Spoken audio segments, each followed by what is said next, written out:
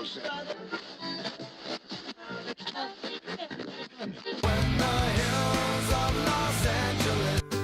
Angeles, I'm and most Hollywood nights.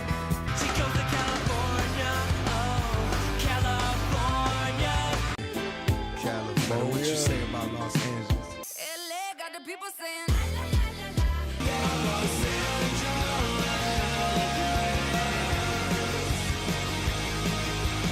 You're listening to Corner of the Galaxy on cornerofthegalaxy.com.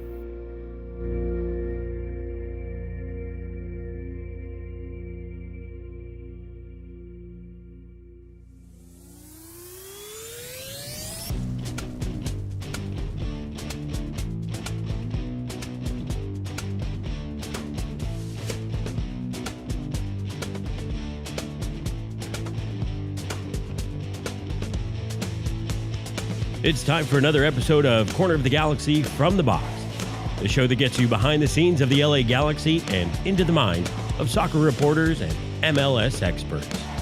Your hosts for the day are Corner of the Galaxy's Josh Guesman and LA Times soccer reporter Kevin Baxter.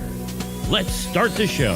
Hello, everybody, and welcome to Corner of the Galaxy from the Box on cornerofthegalaxy.com. I'm your host, Josh Guesman, coming to you on a Monday, October 21st. LA Galaxy losers in the most heart-wrenching, unbelievable, also totally predictable way. Lost to Houston in the final minutes, last play of the game. A 2-1 result in Houston drops the Galaxy to second place. We're going to talk about that.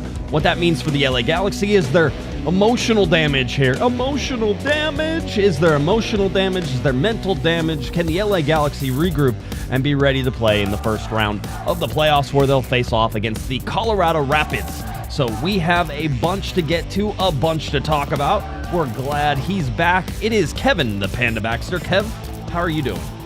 Hey, how are you? We're going to get right to it. I told you during our show prep that people don't realize we do like 11 hours of show prep every Monday to prepare for this.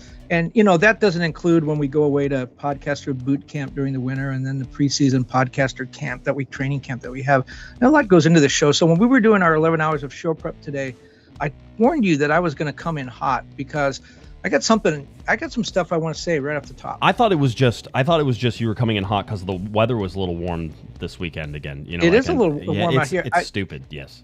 You know what? My wife and I have been talking about this. She keeps waiting for winter to come. I don't remember. I know that we generally in Southern California have that first week of October where it gets hot again. I don't remember it being this hot this late in October. There might be some kind of climate change going on. I'm not sure. Maybe. I'll say this. Two observations on that point is, one, my wife and I, because my wife likes cold weather and cold, dark, like rainy weather. That's my wife's like type of weather. I said you should move to Seattle. Is she a vampire? No, she's not. But we did have a discussion about. I go, you just like it whenever it's like cold and snowing. She's like, not that cold. Like she has preferences. So we always are ready. We never put the air conditioners away because we have portable air conditioners, which is a horrible thing. We have portable air conditioners. We never put them away until October's all the way done because we know there's going to be one spout of hot weather coming in. So that's my observation on that. Well, you know, I'm covering hockey now, so I had to get my sweaters out of the dry cleaners. So I'm ready to go. Okay, good. But what I wanted to talk about here was you had a tweet, I think, earlier promoting the show where you said something about, was it a lack of concentration in this Houston game? And you know, Greg Vanney told us what it was. He told us after the last home game where he said, we were talking about whether this Galaxy team, how it compares to the Toronto team he had that won a treble in 2017. And he talked about that team was pretty much unchanged from the 2016 team. What happened in 2016? Toronto went to the MLS Cup final against Seattle. Mm-hmm. They held Seattle without a shot for 120 minutes, 90 minutes, and then 30 minutes of extra time. Then they lost on penalty kicks. And he said that team came back the next year determined to win, and they did. And he talked about maturing. Like, it's one thing to be good and to win a lot of games, but to mature, to go through some success, but some failures. There are some things that this team still hasn't done. And I think that's what happened in Houston. I got a text or a message from a fan who said, hey, I don't really feel good going into Houston. This doesn't feel right. And I told him he had reason to be concerned for a couple of reasons. The Galaxy always seemed to struggle in the last game. We've talked about that. They always seem to struggle in Houston.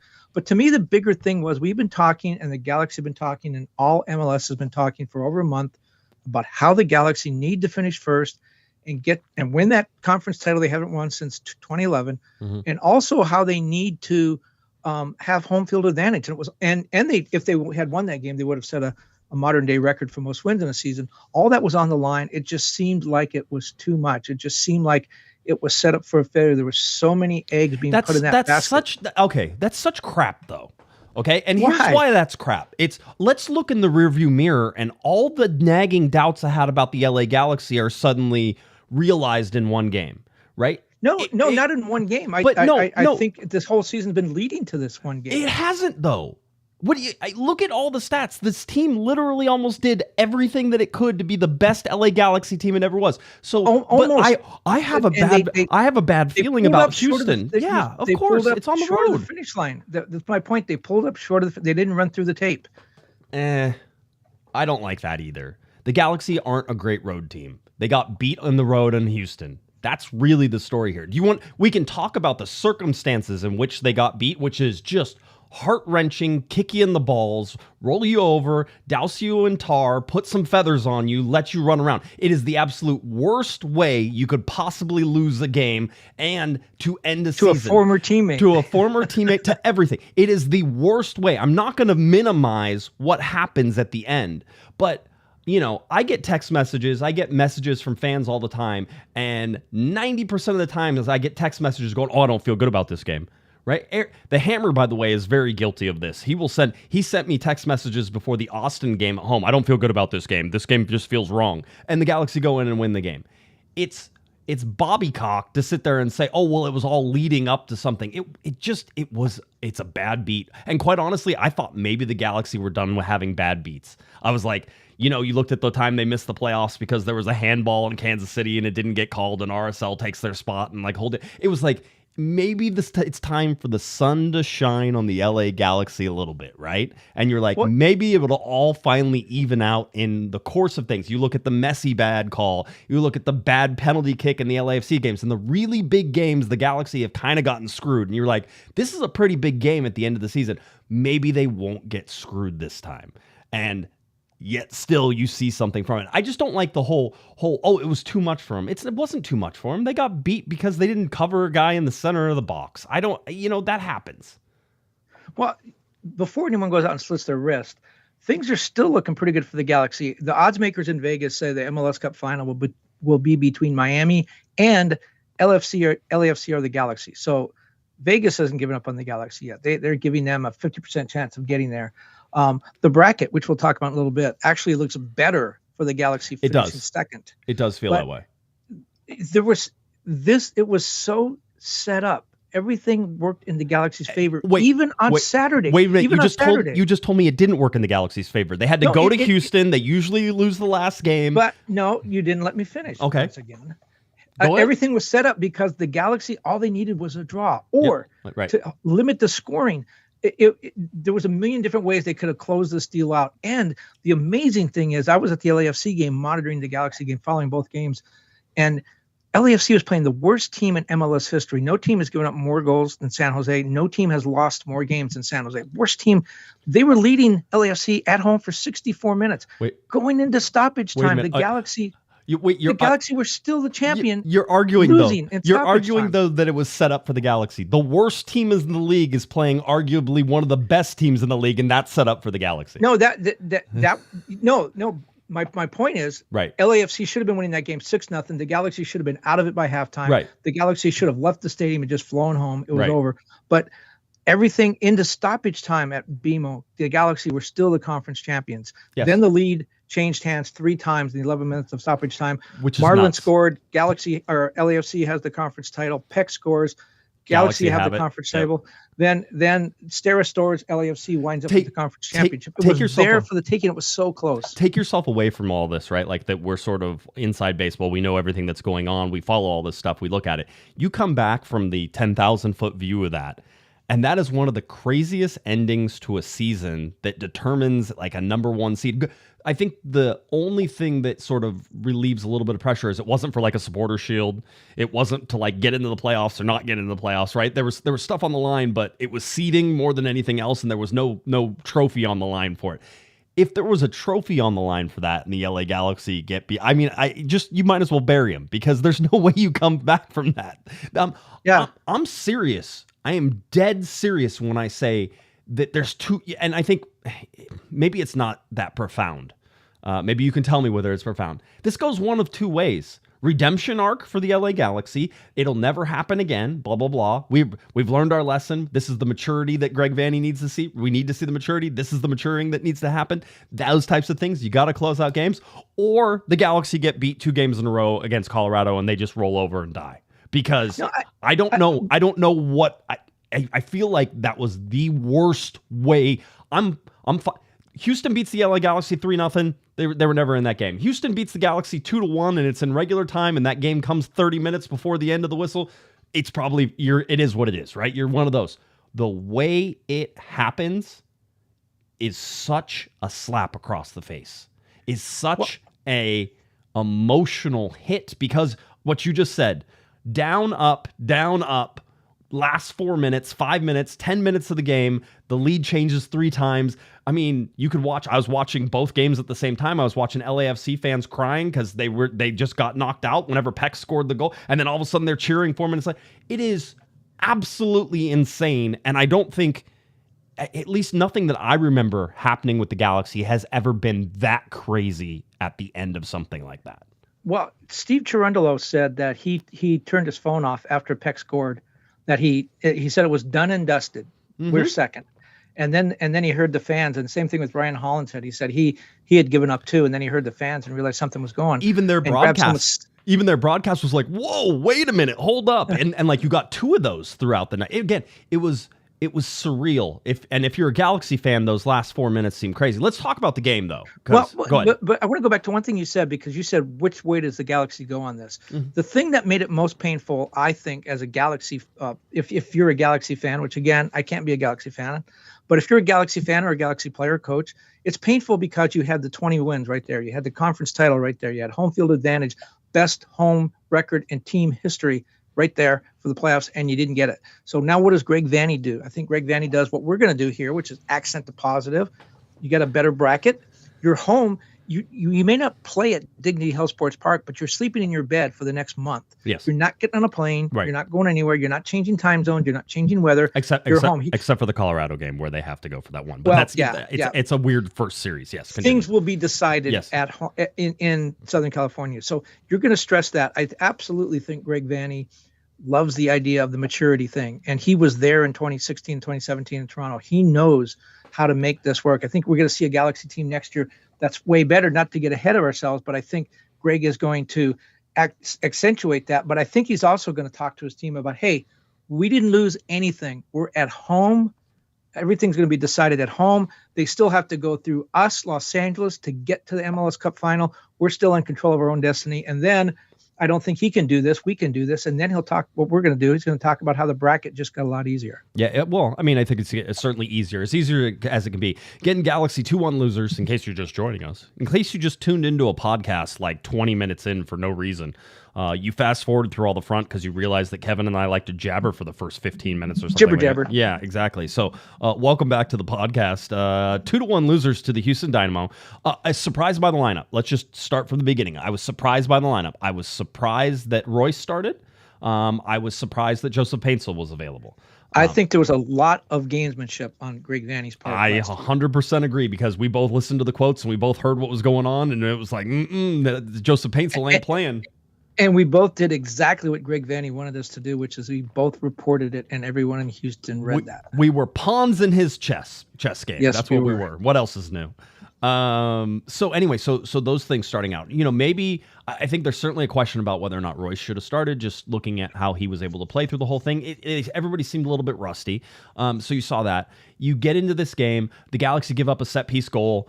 Not surprising, again, a little bit unlucky to their fairness, that ball is able to sort of ricochet off 2 different players and then land directly into Ponce and him be able to bury it. But a good work goal, not a great foul. I think that was on Paintsel's side. I think Paintsel even may have fouled on that. But Herrera putting the ball in, dangerous area, you get all that, and the ball goes in. Galaxy end up having an XG higher than Houston. They had a couple chances. Certainly Peck and Jovalic both had chances to score in this game. They ended up not doing it. Peck finally gets one on the penalty kick. Now, we have to talk about Joseph Paintsel. He scores in what I thought was a perfectly good goal. Here was a problem I didn't think I'd ever have with VAR, Kevin, is that if you watch that game, referee in this match was letting the players be a little more physical, especially in the center back areas, right? In the center back areas, you're going to go, and this is more playoff soccer style, which is if you're going to be a center back and you're in the playoffs, you get a little more leeway to swipe and kick and stomp and do all those things. The bottom line is it's not easy to come through the middle, right? It's like in an NFL football game. You want to come over the middle, then you can expect to get hit. That's usually how MLS soccer is played in the playoffs. Well, this game was very much a playoff game. Both sides. Joveljic got hit a bunch of times in the center. You had other guys on Houston's side get hit going through the center. So you saw that happening. My problem with VAR pulling that back is there has to be a pretty high bar to go back to that foul when there were similar fouls that weren't called because he was just letting those types of fouls go. Right? And so they go to the monitors, they look at the replay, by the way, took them a long time to look at the replay. Well, it was in the buildup, right? It was in the buildup. It was not Paintsel, it was in the buildup. It was on Maya Yoshida, right? And it was Yoshida coming from behind, and he gets the ball, very much gets the ball. Was not playing the man, wasn't trying to stomp on everybody, wasn't trying to do any of that. Gets the ball and sets his foot down. Guess whose foot was underneath his foot whenever that happened? He didn't stomp him, he won the ball. He wins the ball. He then steps on the player. They call that a foul. And being they call that a foul, the ball gets pulled back from the play that it happens, and it's a goal. The bar for that, and I think Greg Vanney was correct in this, the bar for that has to be so much higher, right? Clear and obvious? Did he clearly and obviously step on him? Yes, he did. But did he win the ball? So is there some sort of gray area in there? Usually, and in the more modern history of the game, Kevin, we know that you can get the ball and go through somebody and it's still a foul, right? But you put yourself in a dangerous position when you get the ball and go through somebody and it's a foul. Yoshida was just playing the ball, just went around the guy, and the guy's foot got between his foot and the ground, and then that ends up being the foul that calls it back. That's a hard one. I don't think the Galaxy recovered from that one. Well, the build-up fouls are so ridiculous. If Paintsel scores the goal, it's because the referee allowed the play to continue. And then to go back and say, oh, we're going to look at the buildup. Oh, I should have stopped it. No, you didn't stop it. That's the point. You didn't stop it. You let it go. Yeah. And that scores. And then it just, I'm not saying that there was any kind of subterfuge here, but you can see how it feels like, oh, the referee didn't want that goal to score, so he found a reason to pull it back when he didn't think that was a foul in the first place. It's a tough one to swallow. Yoshida gets called for it. They call that goal back. I don't think the Galaxy recovered from that being pulled back. By the way, what a great goal. Greg Vanney talked about it afterwards, said he was hoping that one counted because it would have been a great way to sort of get Joseph Paintsel started, right? Like you want that momentum heading into the playoffs where he scored a goal. He's feeling good. He can score from there. And by the way, Houston begged him to shoot from there, and he did. Like 3 guys backed off of him at the top of the box, and Paintsel was striped a right-footed shot to the upper right-hand side. Great goal. Nobody was going to save it. Should have counted, and it didn't. So now the Galaxy down 1-0. Yeah. And now Paintsel is out of the game. I mean, he didn't show up after that. I mean, and he's been hit or miss here for the later parts of the season. So you're sort of watching that, and you're also wondering how healthy he is, right? With coming back from injury, and so you're sort of watching him do it. For me, the game lacked the composure that we see when the Galaxy don't play well, which is they get impatient. Peck was impatient. Ricky Puig was impatient over and over again. They were forcing things to happen. Peck taking shots from places he normally doesn't take too far out. Why was he doing that? We talked about it. In the 11 hours of prep. You told me all about it. I know it. We talked about it on Thursday. I said maybe Daniel Steres is going to put Gabriel Peck in his pocket. I thought that Steres did that. He forced him inside, which is usually the place they had, but Houston had help there. So Steres wasn't getting beat down the line. He wasn't getting beat to the inside. In fact, he would step to that inside and push Peck further out. That's why Peck was shooting sort of off balance and running away from goal, except usually he gets to drive to the inside and come across the ball. That's usually how he does. So I thought Steres did a great job. I thought the Houston back line did a good job of frustrating Peck because Paintsel wasn't really creating that much, and Puig was being impatient, so they weren't letting the build-up continue. There were a bunch of times where the Galaxy got to the top of the box, And then instead of recycling it, which is what they should do whenever there's nothing there and they want to be a little bit more, they shot the ball. Ricky Pooch shot it over the bar. Gabriel Peck shot it over the bar. You had guys who were not being patient and waiting for the play to come up. And against Houston, a team that you expected would have basically 50-50 share of possession, which it ended up being almost exactly 50-50. With that thing, you need to be... The Galaxy's only problem this entire season is when things aren't working, they get impatient. And then they start shooting balls from where they shouldn't have. Now, Joveljic had the one that was down on the goal line that you thought was going to go in. I think Peck had one from close range that was almost, you almost had what it was saved off the line. Like there were a couple of those. Yoshida saved the ball off the line, I believe, in this game as well, right? So there were chances there, but the LA Galaxy's XG was like 2.2. And I believe Houston's was 1.5, right? So the chances were there for the Galaxy. And a lot of times we look at that, 2.2 and 1.5. A lot of times we look at that and say, oh, well, did the Galaxy stack a bunch of little chances on top of each other? The answer in this is no, they didn't. They actually had good chances that just didn't go in. So a little bit unlucky from that. But then you get into added time, right? 7 minutes of added time was the initial call. There's the VAR review for Ricky Pooch. Clearly a foul. Should have been called a foul from as soon as it happened. It was very obvious. And that's why you're sort of waiting for it. So then here comes all the build-up. You get Gabriel Peck, who gets to take the penalty kick. Now, when you watching Gabriel Peck, and first of all, when they said penalty kick, I think most Galaxy fans would have thought, this is not good. Yes, everybody. Yeah, you're feeling like an English national team fan, in a tournament, watching your team try to take a penalty kick. My first thought was, who's going to miss this one? Not who's going to take it, who's going to miss it, because whoever takes it's going to miss it.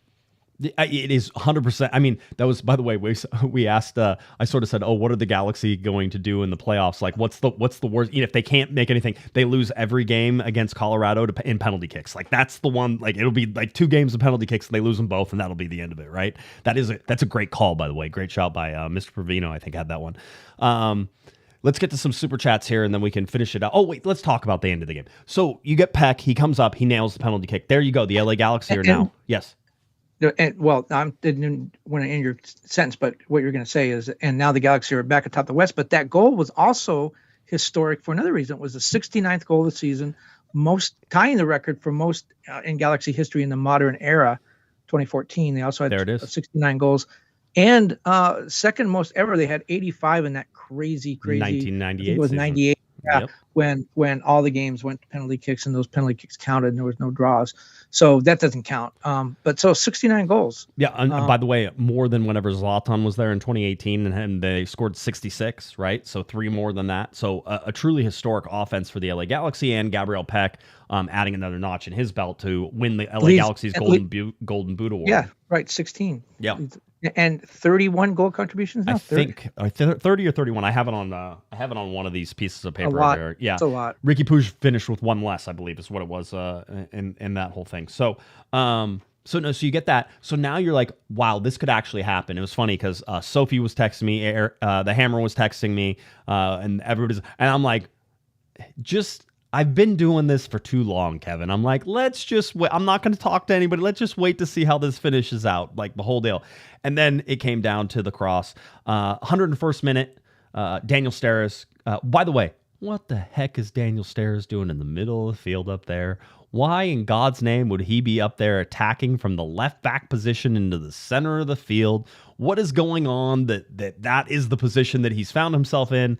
A gorgeous header. Maya Yoshida does not break towards the ball. Steres comes from off his back shoulder and beats him to the ball. Header to the back post. You could see it in slow motion. I don't know if LA Galaxy fans can see it. You could see it in slow motion, Kevin. Daniel Steres gets the game winner against his former team, knocking them to second in the conference instead of first. 4 minutes of lead, 4 minutes of hope that the LA Galaxy had that they were going to finish first, and ends with a Daniel Steres header to the back post. I know to many people, Daniel Steres is now completely dead to them.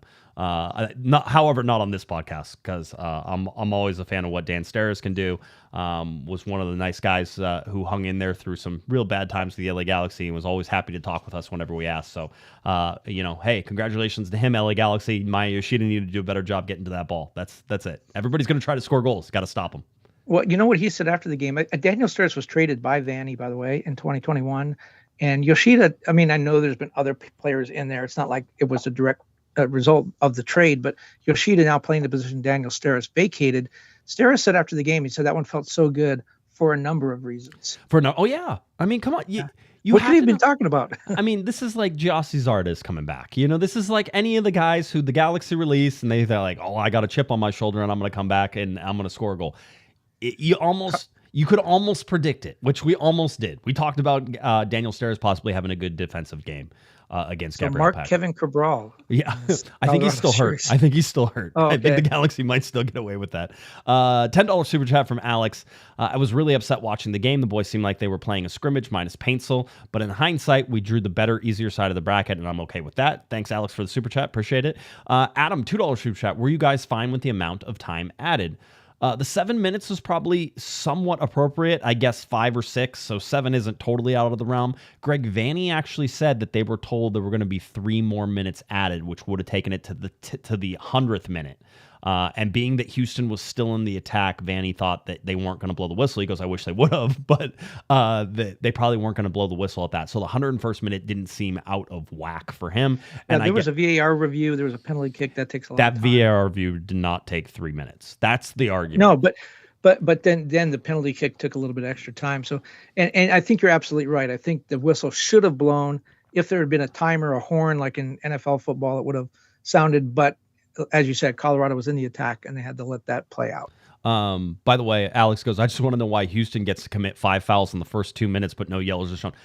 Absolutely bananas, bizarre, crazy land. If you watch the beginning of that game, Houston literally had 5 fouls in the first 2 minutes, and they didn't pull any yellow cards. It was like foul after foul after foul. I think 3 of them were on Ricky Pooch. It's like, do you not get what they're trying to do? Just settle it down immediately. And the referee was like, oh, I'm just going to let it go. So that didn't happen.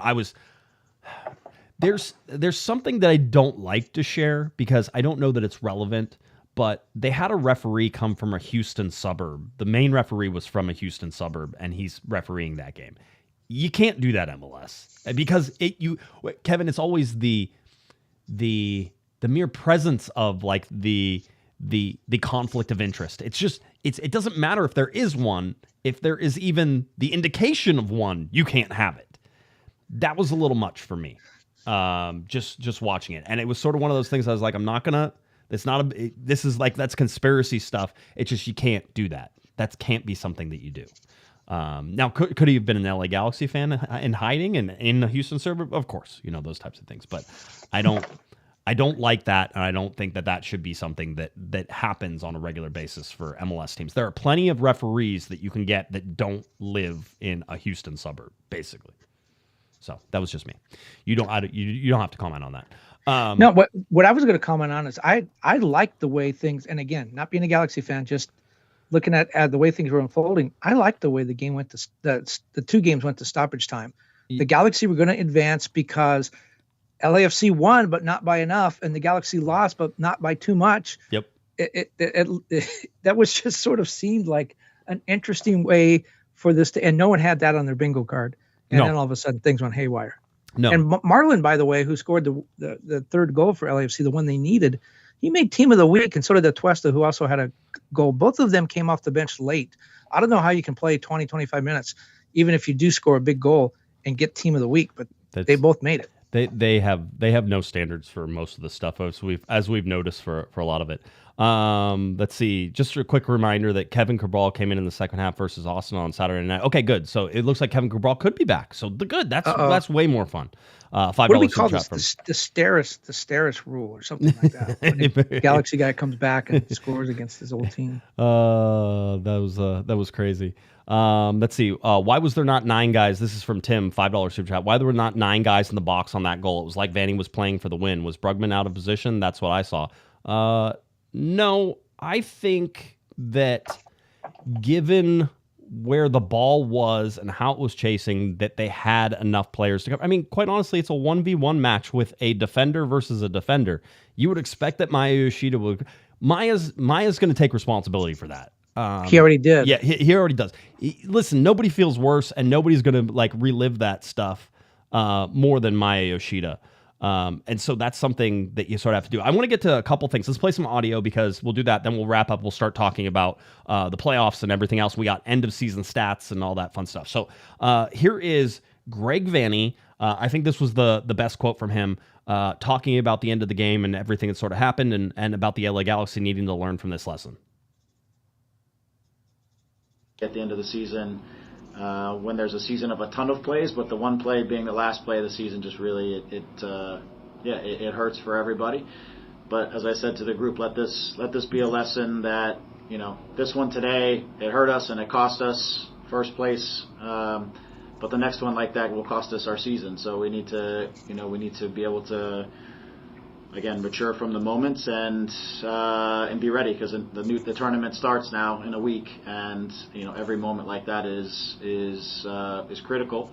All right, so there's Greg Vanney talking about it. I like it. It might have cost you this win, right? It might have cost you first place, but the next one's going to cost you your season. I think that's the profound warning bells going off, which is, hey, you guys understand how important all this is, every play until the very end, and this is what can happen. The next time this happens, you won't have a season left anymore. Just done, right? The whole deal. So it's weird. This team gives me more 2010 vibes than 2011 vibes, right? Which is 2010 was, hey, they had a great year and they got to the playoffs and eventually they got bounced. And because in 2010, maybe they weren't ready yet, right? It was one of those. Kevin, 2009, the LA Galaxy go to MLS Cup. They don't win it.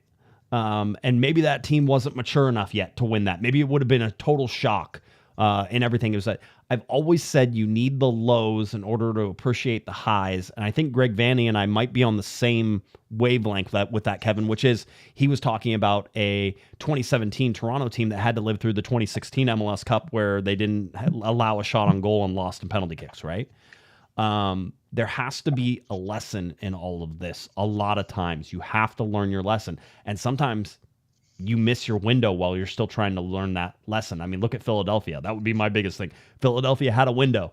They were there. They were competing for all these trophies. That window has passed them. They didn't learn their lesson in the amount of time that they needed. So the Galaxy have a chance to learn a lesson right now, right here, and take that into the playoffs. And I think that's what Greg Vanney's sort of pointing out. Learn this lesson now, because there's no guarantee that you're going to be back here next year. That's not how this works. That's not how this sport works. And it's certainly not how this league works, where last place can go to first place. So be prepared for that. Well, and I like the fact that Greg was saying that 10 minutes after the game. It had to be a dagger to his heart as well. And as we talked about earlier, and we'll talk about again in a minute, there are some silver linings to this black cloud and the playoff pairings and all that kind of stuff. Greg is going to emphasize that, and the idea that he was already teaching in the disappointment. It really didn't even give guys much of a chance to wallow in that disappointment. No. It was right away, like, learn something from this. Yeah. We've got to be better than this. If it was me, I'd walk in there. Does this feel like crap? And of course, I'm cleaning it up. Does this feel like crap? It should. You guys just lost this game because of this and this. Learn from it right now. Learn from it right now. Learn that this is never. You don't want to feel this way ever again. You can't stand feeling this way. Do not feel this way after these next, 2 games. That you can't have it. So I think there's some motivational stuff. Maya Yoshida, always the introspective thinker, captain of the team, coming to talk to us afterwards. And I thought Maya's quote was good as well. So I want to play that one for you as well. Maya was asked basically about the last play. I was the one who asked him. I said, it's a tough way to end the season, and especially on that last play. And this was Maya Yoshida's response. Yeah, still it's difficult to accept that kind of end as a centre back. I will not apologize. I will not head down in front of the media, in front of fans. There's no point, because we have only 1 week to go for the playoffs, and we need to prepare well. We need to recover well. Of course, it is difficult as a defender to end like this, and I will not able to sleep tonight probably, but this is soccer, and what I can promise is I will give it back to the club fans and the squad through the playoffs. I'm being tested now, so. Maya Yoshida saying, I'm being tested now. The one is... And he also said, I don't know if everyone could hear that because it wasn't that clear, where he said, I'm not going to sleep tonight. Yeah, he goes, I won't be able to sleep tonight. The big things for me was I will not apologize. I will not put my head down in front of the media, in front of friends. There's no point because we have only 1 week to go for the playoffs and we need to prepare. We need to recover. Well, of course, as difficult as it is to end like this, I cannot believe, and then he stops. He goes, I will not be able to sleep tonight. And so Maya's going to, again, this could be a redemption arc for him too. Maya knows that his time playing soccer is limited, and you can hear it in everything that he says. And he always has that sort of, again, introspective look. He's looking inside. He goes, some people ask why this is happening to me. He goes, I know I'm being tested. He goes, there's no question. He goes, I'm not going to let this go. This is a test for me, and I'm taking it personally. So Maya Yoshida taking it personally that he's being tested, won't be able to sleep, not going to put his head down, not apologize, because that doesn't do us any good. Get back there, recover, hit it. Yes. You made a little bit of a comparison to that game 3 or 4 years ago, I think 3 years ago, when the Galaxy did not go to the playoffs because of what happened in the final game of the season in Salt Lake or Kansas City. They were playing each other. Yeah, it was in Kansas City. That was a call in stoppage time in a game the Galaxy were not playing in. That was an incorrect call, and I believe the Galaxy lost to Houston at Dignity Health Sports Park that game, and then the game that could have rescued them was the game Sporting Kansas City in RSL. You know why that is? Yes, that was painful, and you could argue that was even more painful because they didn't even get to the playoffs. Here's why I would say it wasn't. First of all, it was in a game that they were not playing in. There was nothing they could do about it. That made it painful, but also you can excuse it. We didn't make a mistake. It wasn't us. Right. There's nothing they could do about that. They got themselves in the position where they had to be impacted by games they weren't playing in. That was bad too. That team was trying to finish 8th or 9th, whatever it was, the last playoff berth. Right. They weren't going anywhere. They were going to play one more week and they were out. Right. This was a little bit different. This is why this one is more painful because, as we said at the top, all the eggs were already in the basket. The basket was going in the refrigerator. Everything was done, and then in 4 minutes, it all changed. Yeah, it was quite the turnaround. Let's go over some season stats. We'll get you into some playoff scheduling and tell you how that all plays out. Because we did get a question about basically from Javier, $5 super chat, are all rounds of the playoffs best of 3? The answer is no. We'll tell you about how this all plays out. Here it is. The LA Galaxy scoring 69 goals, allowing 50 goals, plus 19 on the goal differential. They were minus 16 last year, if I'm correct. Yeah, minus 16. So they were 27 goals better this year in terms of goal differential. But remember, they lost first place on goal differential. They did, absolutely, 100%. They lost first place on goal differential. That was it. That was what did it. LAFC got the plus one more, and if it would have been for goals, the LA Galaxy scored more goals than LAFC. A lot more. Right? Yeah, that one wasn't even close. And so that's another reason why this is painful. Again, not to cut you off, but go back, just pick any game and just say, here's a goal that shouldn't have been scored. Here's a goal that the referee missed something. Here's a goal that the Galaxy didn't really play the last 5 minutes because of whatever, and maybe they could have scored a goal. You don't have to go into any game. You can just go back into this game where Joseph Paintsel scored a goal and they pulled it back off for a seemingly touchy foul. I mean, it could be just that difference. And then I haven't got over yet is Messi's goal with the scab refs in the first game. Yep. Never should have happened. That's 2 points lost for the LA Galaxy. They would have already clinched it. And goal difference. Yeah, they would have already two ways. Yep, absolutely. So just so that everyone's clear about how wild this last game was. LAFC and the Galaxy finished tied with 64 points. They finished tied with 19 wins. The third goal differential, the third tiebreaker goal differential, Galaxy plus 19, LAFC plus 20. Yes. If it had gone to the next goal differential, the Galaxy would have won. So if those two had been reversed, if we look total DP minutes, again, record for the LA Galaxy as far as I know. Certainly since 2018, the LA Galaxy finished with their designated players playing 82.5% of the total available minutes. You look at the total games available, 102 games, 34 times 3 is 102. All right, total minutes is 9,180. We can go in here and say that the LA Galaxy's designated players played 7,578 minutes of the 9,180, or 82.5%. They played and started in 86 of the 102 games, and they played in 91 of the 102 games. The LA Galaxy just haven't had that. Just to go back last year, less than 50% of the total available minutes were played by the LA Galaxy's designated players last year. So, a difference of 34, 35, 36 percentage points difference. What a difference it makes when your best players are actually on the field, right? They've never played since you started keeping record. They've never played 2/3 of the minutes, much less 85%. They never got to 66. The highest before this was in 2021, 62.9%. So that's something to watch. If we look at the LA Galaxy's loss percentage, 23.5%. They lost 23% of the games that they played this season. In 76.5%, so more than 3/4 of the games they played, they were able to get a point or better, and their winning percentage 55.9%, which is the same as it was in 2011, which beats every year except for at least all the major years, MLS Cup winning years, every year except for 2002, where they had 57.1% of winning. In 2010, they had 60% of the games were wins. So just something to watch there as we go. Kevin, we already talked about this, but it is about the home points and the away points. The LA Galaxy had 42 home points, 22 away points, 64 total points, almost 2/3 of their points coming from home games rather than away games. And again, so many times the LA Galaxy probably could have picked up some points on the road and weren't able to do it.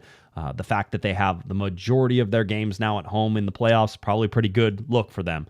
And we'll talk about that here in a little bit. Averaging over the team average of, I think, 1.18 points per game was the points percentage on the road. So 1.29. So actually above average on the road for all of the LA Galaxy seasons throughout that time. 22 points on the road, the same as they had in 2022. 2020, they had, some in 23 points, but roughly the LA Galaxy very much sort of in that 22 points is fairly close to, their 18 something that they averaged throughout that time. The home points through the roof. Best home record the LA Galaxy have ever had. It didn't matter what era, anywhere you wanted to look at it. 42 points is more points than the LA Galaxy have ever had at home. They had a winning points per game of 2.47 at home. Only in 2002, they had a 2.5 points per game. So that's one. Did not lose at Dignity Health Sports Park. And I think only 2 or 3 teams in history have won more than 13 games at home. Yeah, it was a big. I mean, it's a big haul from home. You can certainly see it. This chart means nothing. I don't know why I ever put it up there. MLS Cup years. The LA Galaxy finishing this year, basically finishing better than every MLS team except for MLS Cup winning team than 2011. So maybe that puts them in rare air. I don't know. If you can look up here, you can see these are all the games sort of put together, and there's a faint yellow line that's sort of in there as well. Again, second or third best record overall in terms of the points that they were able to get through 34 games. So you can sort of see that where it sits. We look at this, and these are all the seasons that had 34 games. The LA Galaxy finishing second overall in all seasons that had 34 games. 67 points in 2011, 64 points in 2024. And you had MLS Cup winning years in 2011, 2012, and 2014. 61 points in 2014, 54 points in 2012.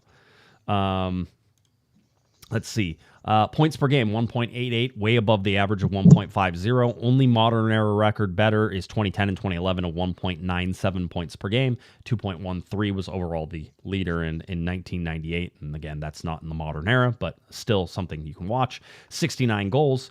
They scored 51 last year. So 10, 19, 18 goals better than what they scored last year, which is a lot. Even if you go back to 2022, 58 goals, 69 this year. The 69 tied most for in the modern record. 59 in 2012, 69 in 2014, 66 in 2018 with Zlatan, just to give you some of those and where it goes. On the flip side, the LA Galaxy have now, if you looked at Greg Vanney's entire tenure and you throw out 2023, which had this odd spike in goals, and if you go back and look at all the 4-goal games the Galaxy gave up in 2023 with all the injuries and everything that happened, the LA Galaxy under Greg Vanney have given up 54 goals, 51 goals, and 50. So they're trending down, except you'd have to toss out 2023 in order for that to happen. But still, 17 goals difference they were better on defense this year than they were in previous years. Yeah, and John McCarthy, a career year, second in the league in saves.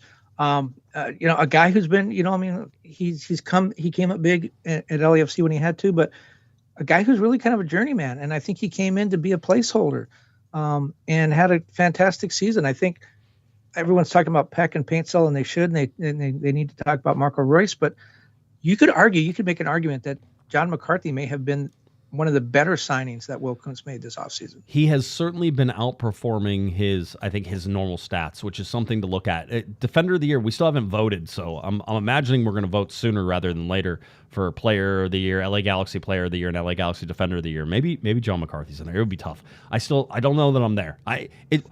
I will not know who I really vote for until I write it down. That's going to be whenever that happens. I know we talked about it, but it's just not clear to me yet. This is what I wanted to see, the goal differential. If you went to talk about John McCarthy, how valuable he was. Again, the Galaxy lost the title on goal differential by 1. Look at that, every other year, non-McCarthy years, they're not even close. Yeah, I mean, since 2017, minus 22, they were plus 2 in goal differential in 2018, minus 1 in 2019, minus 19 in 2020. That was a weird year. And they only played 22 games that year. Yeah, exactly. That by far, we've always talked about it, but the worst season the LA Galaxy had currently is like 2017 because you can put a full season together. 2020, had they played full 34 games and you spread out the stats against that, they would have had a monstrous bad season. Like horrible. Minus 19, minus 4 in 2021, plus 7 in 2022, minus 16 in 2023, and now plus 19. So that's one of those that you can sort of take a look at. Here are all go back goals. to that stat again. Mm-hmm. Yeah, I hadn't noticed this. You go back and you see, okay, in the non-modern era, what do you call the non-modern era? And the old era? I don't know. Yeah. Plus 41. But other than that, and then you have what, 2014 where it's plus 32? 2014 plus 32. And then there's a plus 20, which, there's a couple plus 20s, which are right there. But anyway, the point being that if you look at goal differential and you credit that to the goalkeeper, which you can't because it also involves goals scored, one of the best seasons of the Galaxy as far as goal differential goes in franchise history. Yeah, it's only it's two up there. seasons were like really different. I mean, I'm going to count 19 and 20 as kind of being similar, right? But two big seasons, and then the rest. McCarthy's season is right there. Well, and you go 2009, which starts plus 5, right? That's Bruce Arena. So Bruce Arena starts at plus 5. He then went plus 5, plus 18, plus 20, plus 12, plus 15, plus 32, plus 10, and plus 15. He leaves, and the Galaxy go minus 22 the next one. You look at that and you go, I wonder what happened that season. Yeah, craziness, right? Here it is, total now, 69 goals, 50 goals against. That is your totals. Everything's end. Here is everybody's favorite chart because it's pretty. 19, 8, and 7, 1.88 points per game total. 64 total points. The LA Galaxy finish no months undefeated except for February, which had 1 game. Actually, that's not true. March was undefeated. 3 wins, 2 draws. May was undefeated. 4 draws, 2 wins. So aren't you sorry you said that now? Yeah, I know, right? It's like read your own stuff. August technically was undefeated with a perfect record because they had 1 game in August. So no undefeated months except for the 4 months. Except for all the ones I just talked about. Here's the one that hurts. -2, -4 is your final standings for the LA Galaxy in the Supporter Shield. And the Western Conference, the LA Galaxy had held first place for 12 of their 34 game weeks during that entire time. And here's another thing. I think, how many points did they finish behind Columbus? 1 or 2? 2, right? 2, yeah. So even the Peck goal wouldn't have saved them. But if they had been able to emerge with a win, they would have played MLS Cup at home against Columbus. But now, if they make MLS Cup final again, Vegas odd makers say they got a 50% chance of doing it.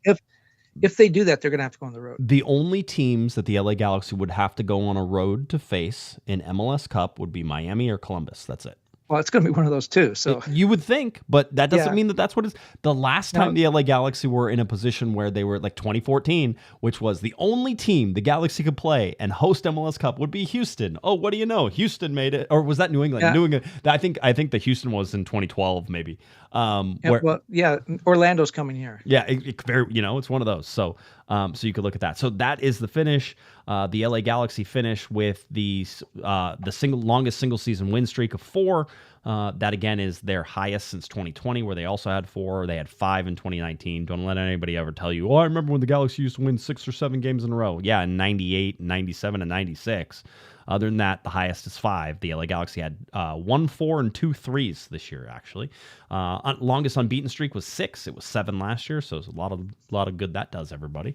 The longest single season losing streak only did this 2 other times before this year was 1. They never lost more than 1 game in a row. That was it. It was 1 game, and then they did something else after that game. The Galaxy did it in 2011 and 2014, both MLS Cup years, so maybe that's something. Maybe it's not something.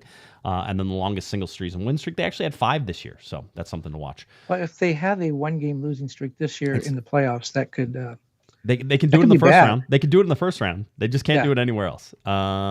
Here it is: score first, allow first. The LA Galaxy, when they scored first, 45 goals, 22 goals against, 15, 1 and 2. The one loss to Chicago. There's one that you could pick up points from and change the whole season. Somebody said, man, if they just would have done this and that. I go, going back and trying to find points in an entire season is a fruitless exercise. It doesn't do you any good. You could literally argue any game that you could have gotten points. Just take a loss and be like, well, if you would have won that one, 100%. That's how it works. Every point. By the way, MLS has creeped into the every point of every game. Absolutely 100% matters. And it felt like it hasn't been that way always since I've been covering. In the 16 years, it's definitely gotten tighter, as you would expect when you have 29, now 30 teams coming up. Second, when the Galaxy allow the first goal, so when they score second, they were 4, 7, and 3. So a little under 50% of the time when they scored first, they were able to get a point or better. But 7 losses whenever they allow that first. So you want to know the key to the playoffs, Kevin? Score first. Eastern Conference, it's Miami 74, Columbus 66, Cincinnati 59, Orlando 52, Charlotte 51, New York City 50, New York Red Bulls 47, Montreal 43, Atlanta 40. If I didn't name any of the other teams in the Eastern Conference, because you didn't make the playoffs. Well, and you talk about the Galaxy getting a dagger in the heart. DC United, I don't think they've been in the playoffs in 5 years. It's been a long time. It's been a long they have the time. Golden Boot winner in Christian Benteke, and they were in playoff position, and it was taken from them on the last day of the season. They didn't come through. It wasn't stolen from them. It was taken from them. But, oh, my God, how crushing must that be for that franchise? That's one that by the way, Galaxy fans don't care because they hate DC United. LAFC 64 points, Galaxy 64 points. Again, it goes all the way to goal differential, where LAFC were plus 20, the LA Galaxy were plus 19. That was it. If they would have been tied on that, it would have gone to goals for, and the LA Galaxy scored 69 and LAFC 60. And it was actually tied twice in that heading into stoppage time. If Marlon didn't score, and if Steres didn't score, the Peck goal not only would have given them a draw, which gave them a point, but the goal differential would have been equal. It would have went to goals scored. The Galaxy would have won. That's how close it was. Razor thin. We have Salt Lake 59 points. They finished in third. Seattle 4th, 57 points. Houston 5th, 54 points. Minnesota 6th, 52. 7th is Colorado with 50. The LA Galaxy's next opponent. The wild card matchup will be Vancouver and Portland. They both tied on the same number of points. If you go to wins, it was Vancouver, so Vancouver did finish over on wins. However, having said that, we'll talk about the schedule. They will now play in Portland because Vancouver's stadium is booked. Oops. You know what it's booked for? It's booked for something goofy, like a tractor pull or something goofy like that. Motocross. Motocross. Yeah. Yep. And how do you think that franchise and its fans feel? Like, we humped all year to get home field advantage in the playoffs. On our field, it's going to be a turf game anyway, but on our field in front of our fans and our weather, sleeping in our bed, and we just gave it away because they're going to have a motocross race at the stadium. I mean, oh my gosh, that just makes the franchise look so second rate. LA Galaxy finished 4th. Again, it's in the Supporters Shield, 74 for Miami, 66 Columbus, 64 for LAFC and the LA Galaxy. That's how they finished 4th. All the teams that didn't make the playoffs, here they are in the entire league: Austin, Dallas, Atlanta, DC, Toronto, Philadelphia, St. Louis, Nashville, New England, Kansas City, Chicago, and the worst team in the league, San Jose Earthquakes, with 21 total points. We already talked about it, but just to remind you, the LA Galaxy do qualify for CONCACAF Champions Cup, so they will be in that tournament next year. That being said, should they win MLS Cup, they could get in a bye past the first round into, I believe, the round of 16, should that happen. Although, right now, again, like you said, Vegas says the odds are 50%, and whatever. It is what it is. I wouldn't bank on it. Regardless, the Galaxy are going to be in CONCACAF Champions Cup, which means that they will have more games to play next season, so they should buck up. Well, did you see FIFA already announced that Inter Miami will be in the FIFA World Cup because they won the Supporters Shield? And LAFC people are rightly claiming, wait a minute, we're the national champions. We won the U.S. Open Cup. That should get us in the FIFA World Cup. If you win MLS, Inter Miami, fine. You win the MLS Cup, you're the league champion, fine. Supporters Shield, is that more important than U.S. Open Cup? No, it hasn't been, but the bottom line is FIFA gets to make that call and decide who they want to. Do you think maybe that they wanted Messi in the FIFA World Cup? They've already announced that's the opening game. But, so theoretically, based on what you're talking about, they could have said, you know what, Sporting Kansas City, we got to have them in this tournament. So they could have. They literally could have. Apparently, they won the They won the Missouri championship. They beat St. Louis twice, so they're in the FIFA World Cup. It's such a FIFA decision. Like, that's so FIFA. That is ridiculous on all points. Now, LAFC saying that they deserve to be in the U.S. Open Cup is also laughable, haha funny, but FIFA's more laughable, haha funny. So it should be the MLS Cup winner. That is who the league decides is the best team in Major League Soccer. That's it. That's the only answer. It's always been the only answer. People try to talk about the Supporters Shield whenever they win it like it's some magical trophy. It's not even a balanced schedule. So don't start with me that, you're the best team in the league. BS. And why would FIFA make that announcement now unless they're just kind of like acting like we're so big and so we're so narcissistic we can say whatever we want? Why not wait for Miami to win the MLS Cup? No. And then it's not a problem. No, because then now they do it now. They can start marketing. Messi's going to be in the Club World Cup. They're going to start selling those tickets, baby. Cha-ching, cha-ching. By the way, MLS also falling on its sword today whenever it was trying to do something good. Kevin, I went to go look at the LA Galaxy. I wanted to go see what MLS had to do with the playoffs, and I wanted to look at playoff format. I wanted to study a little bit for this. So I went and clicked on the Here Are the Playoffs story on MLS. Come read about the playoffs. Do you know what happened to me? You were forced to put your email address in. They email paywalled me. You have to put your email in if you want to learn about our playoffs. How dare you think that this off playoffs? You want to talk about playoffs? Listen, I'm not one, I think that TV can be as walled off as you want it to be, whether that's the right move for everybody. Certainly Apple's paying a lot of money. So, hey, if you're getting a lot of money and it makes sense, then go for it, right? I actually like the fact that Apple, all of the games are on Apple TV. I can find them every time. I know exactly where they are. It doesn't bother me. I understand there's a paywall there. I'm cool. I'm in. But when you're going, the news you're talking about, and this isn't like newspaper news. I get it. The LA Times, I got to pay for it. That's actual real journalism. This is league propaganda. Some of it, not yours. Yeah. This is league propaganda that they're putting out. This is literally like league rules about playoffs and stuff like that. You want to read about all the different playoffs, and they're like, hey, put your email address in here. One, you have my email address. You send me PR releases all the time. It's ridiculous. Anyway, that's my one rant. We're good. Let's get to the playoff standings. Let's look at where it is. This is where it gets good. This. I know you've been waiting for it. We're only 58 minutes in. This is the interesting part of it. Because the Galaxy finished second, they dropped down and played the seventh team. Now, the seventh team is Colorado. Colorado's dealing with some injuries. They've been struggling a little bit. They are not in the form that you would expect them to be as everything sort of comes down to this. So the Galaxy get Colorado. Had the Galaxy finish first, they would get the winner of either Vancouver or Portland. It was argued, certainly by Eric and I, that you wouldn't want to play a game in either of those places because you're going to have to play a game away in the best of three series. You wouldn't want to play a game in either of those places because it's turf. It can be cold. In Vancouver's case, maybe the stadium won't even be available for you.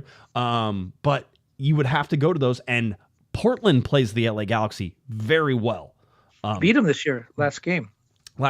Well, then the Galaxy beat them at home, right? So the Galaxy beat them at home. Portland won away. Galaxy beat them at home. By the way, the Galaxy beat everybody in the Western Conference except St. Louis, who isn't in the playoff, which is in the playoffs. So the Galaxy have beaten everybody. That's kind of an interesting stat. St. Louis is the only team they didn't beat at least once, and they're not in the playoffs. So they beat all these teams. They beat Colorado twice, in fact, and they outscored them 6-3. So anyway, so now this puts the LA Galaxy, one, it avoids basically that matchup against Portland, which I think is a bad matchup for the Galaxy. It avoids it until the Western Conference Finals. Should Portland beat Vancouver, then Portland beat LAFC, then then Portland would have to beat whoever was the 4 or the 5, which is Seattle and Houston. And then that would be where you would get them. And then in that particular case, the Galaxy would host them anyway. But the other thing is so you're right to point out the Portland Vancouver winner would not have been a particularly welcome matchup for the Galaxy. But assuming they get past the first round, I think if you're LAFC, I think that Seattle Houston winner is a much more difficult match than Real Salt Lake and Minnesota. 100%. 4 and 5, Seattle and Houston is a more difficult game. I think certainly for the Galaxy and I think for LAFC. So that's a tougher draw there as well. The Galaxy's route right now is, should they get by Colorado, they then would play the winner of Real Salt Lake or Minnesota in a 1 game. Let's go over the rules real quick because this is always fun too. In the first round, it is best of 3. The games cannot end in a draw. Right? It can't end in a draw. They go directly to penalty kicks if the game is tied after 90 minutes. There is no extra time. They go directly to penalty kicks. So they cannot have a tie. Why is it best 2 out of 3, which no other soccer league in the entire history of the universe has ever done except MLS last year? Because MLS, they apparently wanted... Well, so from my understanding, there were 2 things. Excuse me. There were 2 things that MLS wanted.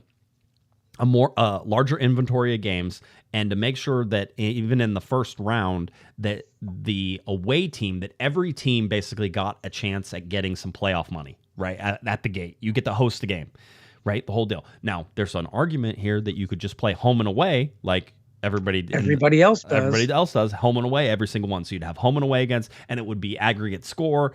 We've watched those tournaments. We know how they work. You can make away goals, tiebreakers if you want, however you want to do it. But we're usually those 2, the home and away is a way to do that. I think MLS thinks that extends out too long whenever you do it. So what they do is they do best of 3. But again, the rules for that, Kevin, are after 90 minutes, you're tied, go directly to penalty kicks. That determines the winner. First team to win 2. I know. The LA Galaxy are like, yeah, win it in regular time if you're the LA Galaxy. It is fun, though, to watch. If you're Colorado, you go all out in that first game because should you win that first game, you have a chance to win that series at home at altitude. That is the tough spot for the LA Galaxy is you have to win that first game if you're the LA Galaxy because you do not want to go into Colorado needing to win at altitude in Colorado. Well, there's another way to look at that too, and this is where the Colorado, even though they beat Colorado twice this year, the Colorado game series could be very difficult. And here's why. The Galaxy are that first game, I anticipate the Galaxy would win. That's what you would expect. They're at home. So they win that game. They're up 1-0. They go to Colorado. For Colorado, it's an elimination game. They're going to go to altitude, which is not fun. It's going to be, the overnight temperatures are expected to be just above freezing there. That's going to be whether the Galaxy haven't played in this year. And we saw it with Daniel Steres. Let's add in the Kevin Cabral factor. So let's just say Colorado wins that game. They come back for the winner-take-all game, and Bruce Arena used to say this all the time. Soccer is the sport that has more upsets than any other sport because it's a low-scoring game, and one bad bounce can determine who wins. Yep. And so that's what the Galaxy are facing. You're right. They have to win that first game. They can't go to Colorado needing a win because it's a difficult place for the Galaxy to play for a lot of factors. So best case scenario is they sweep. Second best case scenario is they come back for that third game needing a win. And as we said, one bad bounce, it goes to penalty kicks. Right. The Galaxy are facing a very difficult first round, I think, because it is that best of 3, because they do have to go to Colorado. One other thing that factors in this, let's say the Galaxy win the first 2 games. The second game is going to be played on November 1st. Yes. Here, then let's give, these are the dates. It's October 26th, coming up on Saturday. LA Galaxy hosting Colorado Rapids, 8 p.m. Tickets are on sale now. Game number 2, November 1st, which is a Friday. So Saturday night, October 26th, Friday night, November 1st, Dick's Sporting Goods Park, 6:30 p.m., which is 7:30 Mountain Time. That's game 2. And then if needed, game 3 on Saturday, November 9th, Dignity Health Sports Park, 7 p.m. kickoff. In that one. All right. Sorry. Well, but let's say the Galaxy win the first 2 games. Are any of these teams that play this first 2, they win the first 2 games, 9th, 10th, that weekend is when those games will be played. The conference semifinals are start November 23rd, the weekend of November 23rd. So you get, because of the international break, If you win November 1st, you get 3 weeks off. This is horrible planning and we talked about this in our long show prep again. This is horrible planning, and here's why. At this time of year, you might think, oh, that's great. The guys get a little bit of a break. They can heal up. Players will tell you in any sport at this time of year, the one thing you don't want is a long break. Why? Because right now you're fatigued, and you're used to playing a little bit fatigued. When you come back after a break, you come back stronger. Your passes have a little more zip on them, and they miss the player you're trying to pass it to. Guys running into the box are going faster than they were a week ago because they've had that break, and your passes missed them. There's a lot of reasons why this is bad. A couple of years ago, Bruce Arena's team set MLS record for points under another playoff format. If you don't like the MLS playoff format, by the way, stick around because it'll change in a few minutes. Yeah. A couple of years ago was a different format. They got a first round bye. Then they took a month off between games because of the international break, and they were eliminated in the first round of the playoffs. They were the best team in MLS history at that point. This is ridiculous. Why is it? Because the MLS starts their playoffs before an international break. They break for the international break. There's a lot of bad reasons for that too. Players are going away to play with their national teams, and they're coming back to continue the playoffs. How could MLS have avoided this? We talked a little bit about this before, but hey, drop the Leagues Cup. There's 3 weeks, 4 weeks right there you pick up. Or don't do a best 2 out of 3. Right. Have it be single elimination like all the other games, or at best a home and home. Right. That picks up a full week. There's so many other ways you could have done this, but because Don Garber insists on having Leagues Cup in the middle of the summer and wasted an entire month, we're in this situation where the most important games of the year are played in a cockamamie schedule. I don't like it. I just don't think it decides the real champion. It lacks momentum too, right? Like it's all about like have you been watching the Dodgers play, by the way? Like did you feel the momentum that is building towards like the World Series? Everything is piling on. It's getting more tense and more tense. Everything keeps going and keeps going and it builds. I get that there's international breaks here, but at some point we have to figure out how the playoff schedule, and maybe it means having less teams in the playoffs. Eventually you have to figure out how the playoff schedule fits in between those international breaks. Well, and here's another thing. You know the schedule, right? Why do you know the schedule? Because you're a journalist and you follow the Galaxy. Fans, season ticket holders, got people we're talking to. They know the schedule. Why? Right. Because you just told them, right. But also because they're fans. MLS needs the casual fan. And when you go to them and say, oh, the Galaxy are in the playoffs. Yeah, when did they play again? Well, they take a 3-week break in the middle of the playoffs. And as you said, that momentum doesn't build. You know the Dodgers are going to play this weekend and you're excited about it. You go to a casual fan, you said, did you see that playoff game? The Galaxy were great. Oh, by the way, they'll be back in 3 weeks. 3 weeks, yeah. Nobody understands that. My good German friend Dirk and I were talking about, I saw him at the Train Club. By the way, I had some Galaxy fans out at the Train Club over the weekend. It was great seeing everybody. And it was nice to say hi, but my German friend Dirk, he comes up and he was riding on one of the trains and I pulled up and I saw him and I'm like, oh, you guys are here. And so we talked about the Galaxy while we were going around, while I was driving the engine and he was on a different train. We talked a little bit and he goes, oh, that game. And he goes, when did they play next? I'm like, oh, it's coming up on Saturday. And I explained, I go, but then there's this big break and the whole deal. He's like, Germany would never stand for it. I was like, I 100% agree. So it needs to be better. Botswana wouldn't stand for it. I don't think anybody should stand for it. Nobody wants to stand for it. So again, the LA Galaxy playoff dates. And by the way, shout out to the LA Galaxy themselves. The YouTube account LA Galaxy is in our chat room right now. So thanks, admin, for showing up and saying hi. We appreciate you. The LA Galaxy. That means they're spying on you, Kevin. By the way. Again, the Galaxy plays Game 1, October 26th against Colorado. That game on 8 p.m. That game is an 8:15 p.m. kickoff time, 15-minute lead-in, all right? Game 2, November 1st. I believe it's also a 15-minute game. Lead-in, 6:30 p.m. Pacific time, 6:45 p.m. kickoff. And then Game 3, if it's needed, November 9th. That is a Saturday, 7 p.m., 7:15 p.m. kickoff if necessary. One of the things I went and sort of looked, the LA Galaxy Canada, basically they're looking at all this. The Colorado have lost 5 of their last 6 games and are dealing with injuries to midfielders Cole Bassett and Jordi Mihalovic. So that's something to sort of watch as we continue throughout this week. We look at the schedule for all of the games. First play-in game, the Eastern Conference on Tuesday, starting tomorrow. That's right. Start paying attention. Montreal will host Atlanta. That game is on October 22nd and will kick off at 4:30 p.m. Pacific time. So, if you're like me, before I'm even out of work, 4:30 p.m. Wednesday, October 23rd, that's whenever Vancouver will host Portland, but at Providence Park in Portland again. So how does that work? Does then Vancouver get to use the home locker rooms, or I guess. Do they get they get to bat last, or how does this work? I would imagine everybody just goes to their normal locker rooms because it would be a pain. I think it's totally ridiculous that the Vancouver Whitecaps fumbled that poorly. Why couldn't they find another stadium? There's a baseball stadium there. There's a park. Just go to a park. They did look for other stadiums, and apparently they were deemed not up to MLS standards. So they did look for other places to go and play for Vancouver, and they said nope, those wouldn't work. So again, it's poor planning. I get that stadiums have to be utilized in order to make money, but you got to watch it. I mean, technically speaking, LAFC, if they play their third game, play on a Friday night, Kevin, and the reason they play on a Friday night is because there's a concert on Saturday night at BMO Stadium. So they have to play on Friday because then there's a concert on that Saturday game. The guy who manages Staples Center was telling me last year, they had the Clippers, the Lakers, and the Kings all in the playoffs at sort of at the same time. And he said that took like 6 weeks, 2 months. If they all went to the finals, we had to anticipate they would all make the finals. And he said that they go to like concerts and stuff and say, look, you want this date. You can reserve it on the condition that there isn't a basketball hockey game. And then the price is different. So Bruno Mars can book a concert, but he might not be able to play the concert that date. And the pricing is a little bit different.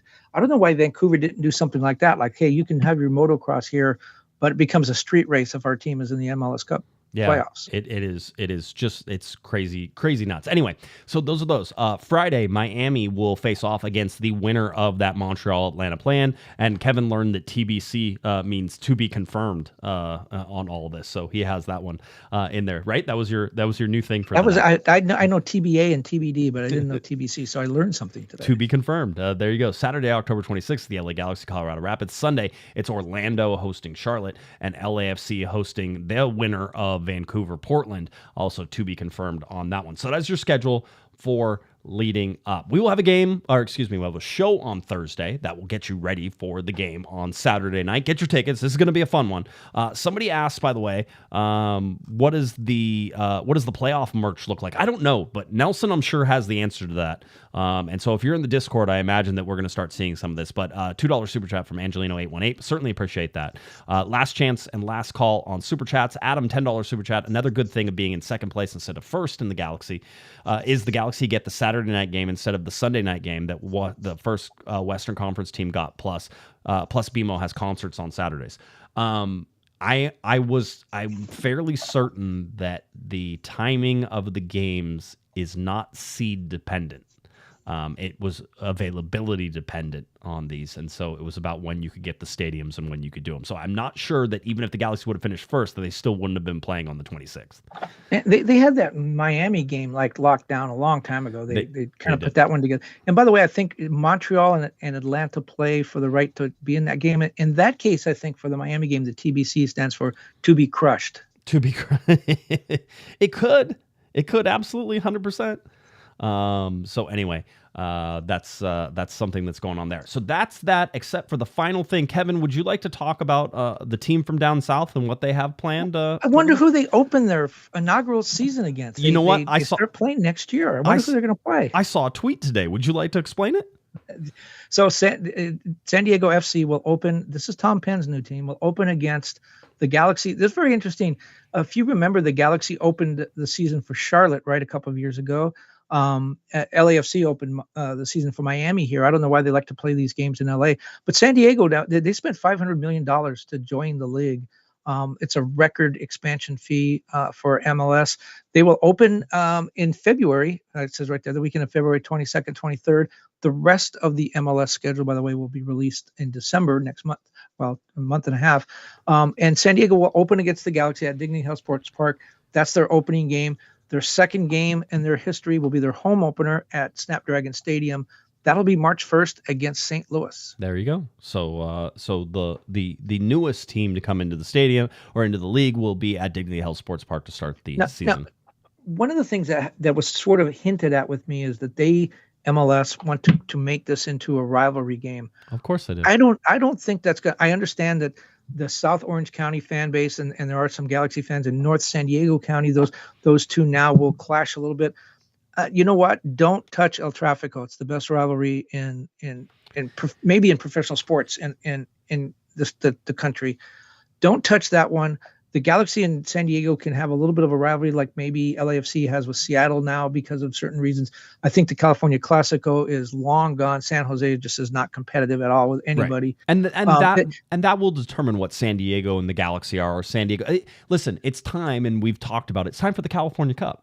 If you have the Cascadia Cup, then you need the California Cup, and you need LAFC, and you need the LA Galaxy, and you need San Jose, and you need San Diego to all play against each other. By the way, the three teams, if there was a California Cup this year, the three teams played each other. The LA Galaxy actually came out on top on I think goal differential or one of those things. It's you look at it, but the Galaxy, this is the third time the LA Galaxy have won that quote unquote California Cup since LAFC came in with San Jose and all that sort of thing. Yeah, I think San Jose had like 4 wins or maybe 5 wins. One of them was against LAFC. San Jose isn't even competitive with the Sacramento Republic. They lost to them in U.S. Open Cup again. Yep. So the idea is to have San Diego play a rival. I think if they have a rival in Southern California, San Diego, it's going to be LAFC because of the Tom Penn connection. The guy who built LAFC went down and now he's building San Diego. That to me has more the sort of bad blood than playing the Galaxy. The Galaxy got nothing to do with San Diego, only they're a little bit closer by 11 miles. Yeah, I mean, you can, again, I'm open for this to be whatever it wants to be, but MLS is going to force it, and whenever MLS forces it, then that's whenever it really becomes sort of a thing. It's sort of like they still call it the Cali Classico, and they expect that means anything, and it just doesn't, right? So these things have to happen organically. The El Tráfico got super lucky that first game was off the hook like it was. Right. They'll I don't know that we'll ever repeat that. But then you know what?